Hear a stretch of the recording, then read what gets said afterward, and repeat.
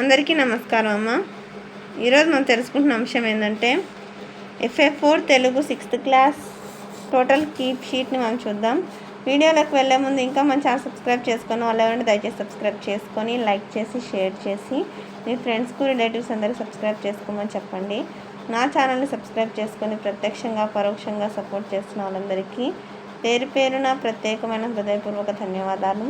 ఇంకా ఆలస్యం చేయకుండా వీడియోలోకి వెళ్ళిపోదాం. 35 మార్కుల పరీక్ష ఉంటుందమ్మా. 35 మార్కుల పరీక్ష జరిగింది. క్వశ్చన్ పేపర్ ఆల్రెడీ మన ఛానల్ సబ్స్క్రైబ్ చేసుకుంటే మీకు ఆ క్వశ్చన్ పేపర్స్ అన్నీ వస్తాయి నేను. ఇక్కడ చూడండి, రోమన్ 1 బహుళ ఐచ్ఛిక ప్రశ్నల్లో 10 × 2 = 20 మార్కులు, అంటే 10 బిట్స్ ఇస్తారు. ఒక్కొక్క దానికి 2 మార్కులు. ఇక్కడే మీకు 20 మార్క్స్ ఈజీగా వచ్చేస్తాయి. మీరు స్క్రీన్ షాట్ తీసుకుంటే ఆన్సర్స్ని. తర్వాత నెక్స్ట్ వచ్చేసి రోమన్ 2 అమ్మ. క్రింది ప్రశ్నలకు సమాధానాలు రాయండి. ఇక్కడ క్వశ్చన్ నెంబర్ 10 వరకు 11 ఏంటంటే క్రింది పదాలలో సొంత వాక్యాన్ని రాయండి.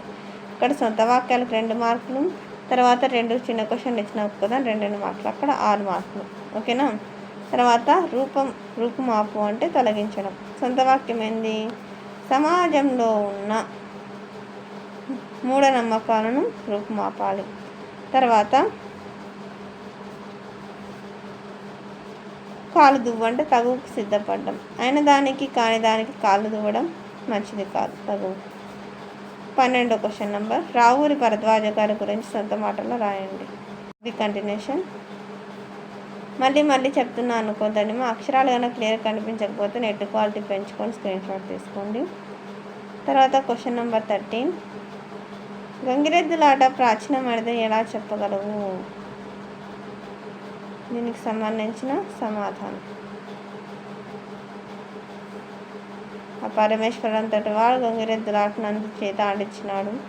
తర్వాత రాక్షసుడు శివుని మింగేస్తే నంది విష్ణువు గంగిరెద్దులాట ఆడించి తర్వాత మెచ్చించి ఏం కావాలంటే నాకు శివుడు కావాలంటే అప్పుడు సరే అంటేనే నంది కొమ్ములతో చీల్చేసి రాక్షసుని కడుపు నుంచి ఆ శివుని బయట తెస్తాడు. రాజులు రాణులు ఇవన్నీ వీళ్ళంతా కూడా వినోదం కోసం గంగిరెద్దులాటను చూసేవారు. రోమన్ 3, క్రింది వానలో ఏదైనా ఒక ప్రశ్నకు 8 నుండి 10 వాక్యాల్లో జవాబులు రాయండి. ఇక్కడ 2 క్వశ్చన్స్ ఇస్తారు. క్వశ్చన్ నెంబర్ 14లో ఒక్కొక్క దానికి 4 మార్కులు, ఒకటి మాత్రమే రాయాల. ఓకేనా.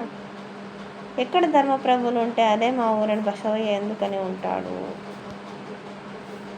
తర్వాత కంటిన్యూషన్. గంగిరెద్దుల వాళ్ళ దగ్గర ఏ వాయిద్యాలు ఉంటాయి, వాటిని ఎలా ఉపయోగిస్తారు? జాగ్రత్తగా స్క్రీన్ షాట్ తీసుకోండమ్మా.